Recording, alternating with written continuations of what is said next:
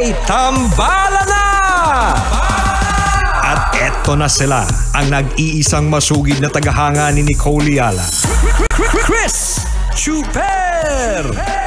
Kasama ang nag-iisang diehard fan ni Chris Chuper, Nicole Yala! Mula sa Mahiwagang Burnay,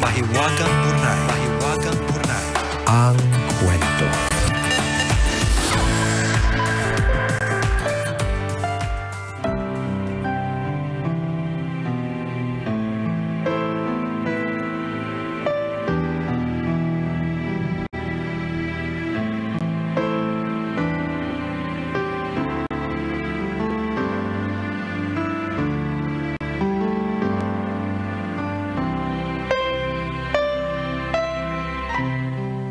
Dear Nicole and Chris, itago nyo na lang ako sa pangalang John, 22 years old, at aminadong bagong tambalanista lang ako, pero kabisado ko na ang mga episodes ng podcasts ninyo sa Spotify. Kung dati ayokong dumating ang Lunes dahil may pasok na naman, ngayon excited na ako dahil ibig sabihin may bagong upload na podcast ang Tambalan. Sana mapag-usapan nyo din itong sulat ko sa podcast. Nais kong ibahagi sa inyo ang isang bagay na bumabagabag sa akin ngayon.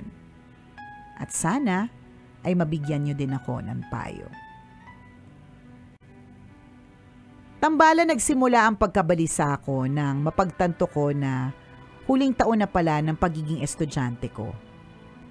Ang weird kasi ito naman yung pinakahihintay ko. Goal ko naman talaga na makapagtapos ng pag-aaral.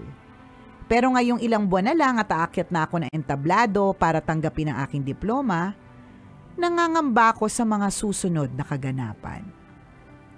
Ano na ang mangyayari sa buhay ko pagkatapos kong makatapos ng pag-aaral? Nung elementarya ako, wala akong pakialam sa magiging grado ko sa eskwelahan. Basta pumapasok at nakakapasa, ayos na. Mas mahalaga sa akin na nakakapaglaro ako ng mahabang oras kasama ng mga kaibigan. Nagseryoso lang ako sa pag-aaral pagtungtong ko ng grade 8. Simula noon hanggang grade 10, lagi na akong may honor. Engineering ang kursong kinuha ko dahil may board exam, para lang may challenge. Hindi naman sa ayoko sa kurso ko pero hindi ko din naman siya ganun kagusto. Kung may pagkakataon nga akong kausapin ng 18-year-old self ko, babatukan ko siya at papakuhain ko ng ibang kurso. Naging student library assistant din ako nung first year ko sa college hanggang mag-lockdown in 2020. May panahong akala ko pagiging librarian ang calling ko pero hindi nagtagal na wala din ang interes ko dito. Sa totoo lang, Tambalan, wala akong pangarap na trabaho. Kapag tinatanong ako dati nung bata pa ako kung anong gusto kong maging paglaki, dahil hindi ko naman talaga alam kung ano, palit-palit lang ang sagot ko. Engineer, doktor, sundalo, abogado, scientist. Nainggit ako sa iba na bata pa lang may pangarap na propesyon at alam na kung anong gusto nilang gawin sa buhay. Ako kasi, makatapos lang ng kahit anong kurso sa kolehiyo, okay na. Dati nga, tinanong ako ng supervisor ko sa OJT kung anong field ang gusto kong pasukan. Ang sagot ko, willing ako matuto sa kahit anong field. Tinanong niya ulit kung ano yung gusto ko talaga, kung saan ako masaya. Hindi ko na nasagot. Tambalan, normal ba na yugto ng buhay kong ito? Na wala pa din akong pangarap sa buhay. Paano ko ba mahahanap ang passion ko para naman maengganyo kong ipagpatuloy ang buhay ng may layunin, ng may pangarap na inaasam abutin? Ano bang buhay sa labas ng eskwelahan? Ibang-iba ba? Salamat sa pagsagot sa mga katanungan ko at sa inyong payo. Ang inyong tambalanista, John.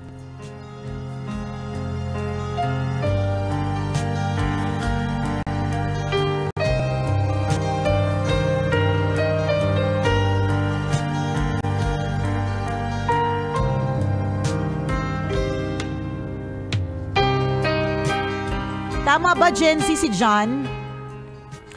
Naguguluhan na nga ako eh. Gen. Jeng Dami Jeng. na kasi. Oh, Jeng Ako, Jeng. Jeng Jeng siya kasi nag-engineering siya. Corny, sorry na. Pero nakakatuwa, no? Kasi may mga yung mga bagong tambalanista. Yung akala mo, yung mga tambalanista natin, mga ka-age lang natin or a little younger than us, diba? It's so nice to know that there are tambalanistas at marami pa sila na 2 decades or more younger than us. Younger than us by 2 decades or more. Ganyan. Nakakatuwa yung ganun. Pag may mga sinasabing, aminado po akong bagong tambalanista, ngayon ko lang po kayo na-discover. Maaari siguro, partner, wala na silang radyo, kaya na-discover nila tayo online, maaring sa YouTube, sa Facebook, and then here sa podcast. So, bongga. So, John, ayan na, yung tinatanong mo na podcast ba to? Oo, pwede nating ibigay sa podcast. Sa podcast siya nakikinig eh, di ba? Okay. Pwede nating itodo sa podcast habang nasa radio rin, FB Live. Lahat na ng platform, di ba? Kasi nandito rin kami. Lito na kami sa mga buhay namin minsan na. Nasa theme park ba kami ngayon? Ang hirap ha, akala niyo patawa-tawa lang po kami dito. Nalilito rin kami kung nasan kami ngayon. Nalilito yung mga pag-iisip namin, di ba? So to you, John, bonggang-bongga ka kasi. Para sa akin bongga yung nalilito ka. In a way, kung titingnan natin on a positive note, 'di ba? Kasi gusto mo nang magkaroon ka ng layunin, 'di ba? So, ibig sabihin hindi ka naman totally walang direction. Actually, gusto mo ng direction, hindi mo lang pala talaga siya nakikita. Yes. And kung tinatanong mo kung normal ito, itanong natin doon sa kaibigan kong 42 na wala pang direction. So, kung ikaw bagong graduate ka at 21 ba, partner, or 22, diba, kumustahin naman natin yung kaibigan kong 42 na 2 decades older than you, na hanggang ngayon, hindi pa rin nahanap yung para sa kanya. Diba? So, ibig sabihin, one thing's for sure, yung layunin, yung passion, yung patutunguhan is a lifelong process. Yes. May mga iba na nakakuha na nila agad, totoo ka dyan, na bata pa lang sila alam nila na ito yung gusto nila maging. Gusto ko maging madre, gusto ko maging pare, gusto ko maging missionary, gusto ko maging engineer, gusto ko maging ganito, ganyan-ganyan. So they will work their way up, diba, para ma-reach yung goal na yun. May mga tao talagang ganon. May mga iba na pinangarap naman nila yung ganon, maging engineer, doktor, nurse, or whatever, pero hindi sila naging ganon. Diba? At meron namang mga iba na hanggang ngayon hinahanap pa rin nila yung kanilang mga sarili. Diba? So, lifelong process ito. So, huwag kang mag-alala at huwag kang ma-pressure. Normal yan na, syempre yung mga iba baka may gusto na magtrabaho, 'di ba? O kaya yung iba, yung mga kabatch ko mo, baka nagtatrabaho na, tapos ikaw parang ano ba talaga yung gusto kong gawin? 'Di ba? Ang kagandahan sa age mo, kabisyong John, ang kagandahan, you have the luxury of time, 'di ba? Still young. You're still very young. Hindi katulad ng mga 40-hin. Hindi natin sinasabi wala na sila oportunidad. Baka nervous yung friend ko. Baka kabahan din tayo. Baka kabahan at kabagan din tayo, partner. Pero ang sinasabi natin, dahil mas may oras ka dahil mas bata ka. Mas maraming opportunities kasi mas bata ka. Parang ganon. So, ang kagandahan dito, hindi mo naman masasagot yung tanong na yan kung hindi mo susubukan. Susubok lang ng subok. Hanggang sa finally, mahanap mo kung saan ka talaga. Tsaka si God, dadaling ka rin yan kung saan ka talaga nararapat. Kahit na anong pilit mo maging engineer, kung sabi ng Diyos magiging missionary ka, o sabi ng Diyos magiging radio DJ ka, o sabi ng Diyos magiging content creator ka, kahit anong pilit mo dun sa gusto mo, ibabalik ka ni Lord kung saan ka talaga nararapat. Sinulat na ni Lord ang talang buhay mo. Nailathala na ang lahat. Ginagawa ka pa ng nanay at tatay mo, nakasulat na ang lahat. Tama. Yung mga ninunot pa lang, ginagawa pa lang sila, alam na ni Lord kung ano mangyayari dun sa mga ikaw, yung sa susunod na generasyon. Ganon, di ba? Alam ni Lord na susulat ka sa mahiwagang burnay. Alam niya yan. Alam niyang pagtatagpuin na ang landas natin dahil sa mahiwagang burnay, yung mga ganyan. So, ako para sa akin, nakakakalma kasi yung thought na yun na God knows what He's doing and He will lead me to the right path. Pero syempre bilang tao and part of living is discovering what do you really want. Binigyan tayo ng freedom to explore, diba? To experiment in life, but make sure magandang experimentation. Correct, ganun. Pero dadalhin ka pa rin sa tamang landas kung saan doon ka nararapat. Diba? God's will yun eh. Totoo. Diba? At hindi mo pwedeng baguhin yun. Correct. Because again, it's God's will. Tama. So, bonggang-bongga yun na i-lead ka ni God doon. Pero habang wala pa nga, di ba? Ang role natin bilang mga tao is to experience life. And part of it is, trying different opportunities. Yes. Trying different fields, di ba? Totoo yan eh. May mga tao talagang nagtatanong kung anong field yung gusto mo, tapos wala ka may Sa sagot. edad nga namin to, marami kami mga kasamahan dito, may mga kakilala kami, may mga kaibigan kami at the age of 40. Hindi pa rin alam yung gustong direksyon sa buhay. Totoo. At maraming ganun, di ba? Correct. Kaya nga sinabi ko yan kanina eh. Parang huwag ka mag-alala. Yung friend ko nga, parang chill na chill lang eh. Oo. 42 na siya, paano ka pang 22, di ba? Bakit nangyayari to? Kasi alam nyo, nababago rin ang panahon. Yes. Maaaring yung gusto mo ngayon ay iba na 5 years later. Tama. Yung gusto mo ngayon ay mababago na 10 years later kasi nga nababago ang panahon. So ganun din yung takbo ng tao. Minsan akala natin, nahanap na rin natin yung gusto natin, yung passion natin, pero dahil nababago ang panahon, nababago yung influensya, nababago yung environment, nababago rin yung interest natin. Correct. Nababago rin yung preference natin. Lifelong learning talaga siya at lifelong process talaga siya. It will never stop. Totoo. Ganun siya, Ramil. Correct. Iba na pala. Iba na yung kausap. Sabi sa iyo eh. Nalilito ka na naman eh. Si Ramil. Jeng. Ay, ano ba? Si Jeng. Eng ka, partner. Si John. Oo, hindi titigil yung mundo sa pag-evolve, 'di ba? Kaya maaaring yung gusto mo ngayon hindi na applicable sa susunod na panahon. So, aga-adjust ka na naman doon, 'di ba? Ang importante, hindi ka titigil. So, dahil hindi tumitigil lang mundo sa pag-evolve, ikaw din hindi ka rin titigil sa pag-evolve. Evolve ka lang ng evolve. Tama, kasi ganun ang mundo. So, the question now, is it intimidating? Oo naman. Oo naman. Hindi namin sasabihin it's a bed of roses na parang, ang dali ng lahat. Hindi, no? Nakakatakot talaga yung outside world. Yes. Tinatanong mo sa amin, what is it like outside of school? Correct. Nakakatakot. May mga bully dyan. Kung dating di mo na-experience mabully, mabubully ka ng habang nagtatrabaho ka. Diba? Hindi naman sa nega ha. Pero, managing real talk and managing expectations. Yes. Yan. Kasi pag nasa bahay tayo, syempre we are the comfort of our own home. Yes.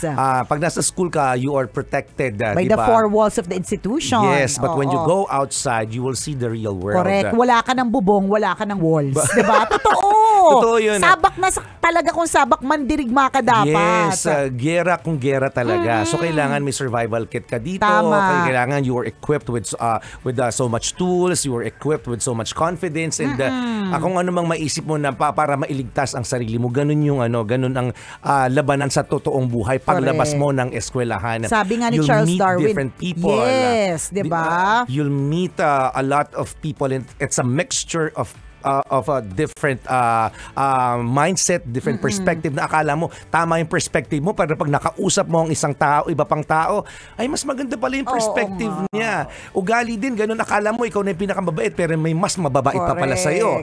Ganun siya. Ang dami mong may experience, and that's part of living.